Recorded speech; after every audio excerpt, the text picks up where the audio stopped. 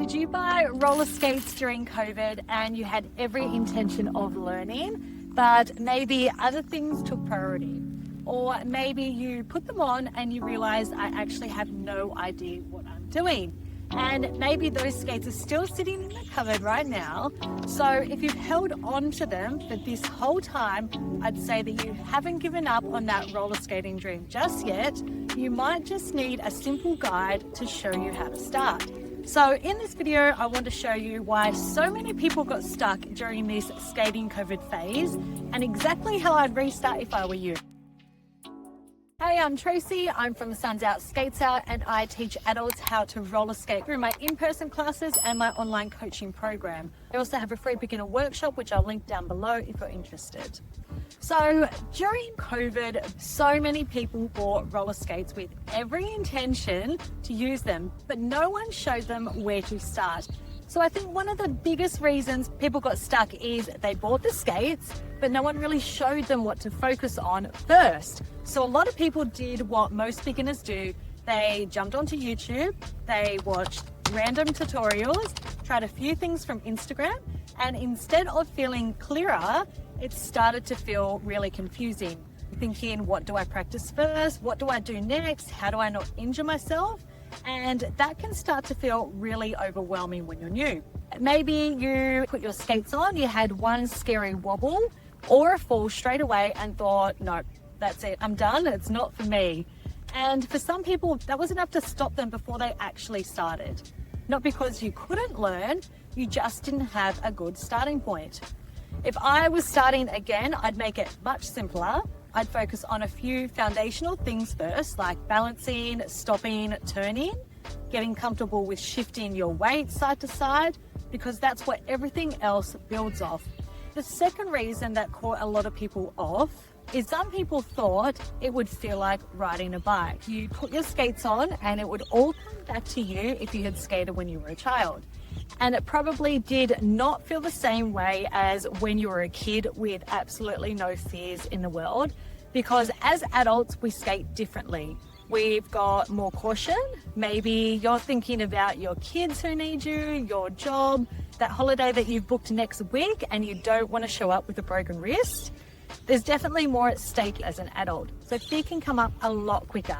It does require more courage, it requires a better approach, and I think adults do so much more better when they learn progressively, rather than expecting themselves to pick it straight back up. Then the third reason could have been that you made practice feel way harder than it needed to be, and you probably felt like you needed a big, smooth space and heaps of free time, or to already feel confident before you could practice. But some of the biggest breakthroughs I see with my students happen by doing really small things, such as skating in a driveway or a garage, or just using 10 minutes here and there to practice. A lot of people assume they needed to learn outside, but learning outdoors can be trickier because when you're brand new, you have to keep an eye out for cracks, pebbles, slopes, all these different variables. So don't start in an environment that is already testing you. Start where you can build confidence. If I was personally restarting, I would start to practice in a garage or even my living room and just build my confidence from there. This next one is where a lot of people stopped. I know a lot of people stopped before those basic fundamentals had time to click, because in the beginning, everything feels very conscious. You're thinking about your knees, you're thinking about your balance, you're thinking about where your weight should be, how to stop, you're thinking about everything. But there comes a point where those fundamentals start to feel really natural, balance feels calmer, turning feels less awkward, and stopping doesn't feel like you're absolutely panicking anymore. And you stop having to think so hard about every little thing that your skates are doing. And that's where skating starts to feel more like riding a bike, because your body starts doing things without you analyzing every movement. And that's where it starts to become really fun. And then eventually you're just naturally skating, starting to link skills together. Your heart isn't racing. So you start to feel more at ease. A lot of people stopped before they ever got to this point. Not because they couldn't do it, they stopped before those basics had time to become automatic. If those skates are sitting in a cupboard and you're thinking, okay, where do I even begin? This is how I would start. First, I'd keep it really simple. I'd focus on a few fundamentals, getting comfortable rolling forwards, learning how to stop, learning how to navigate corners. Second, I'd practice small and often.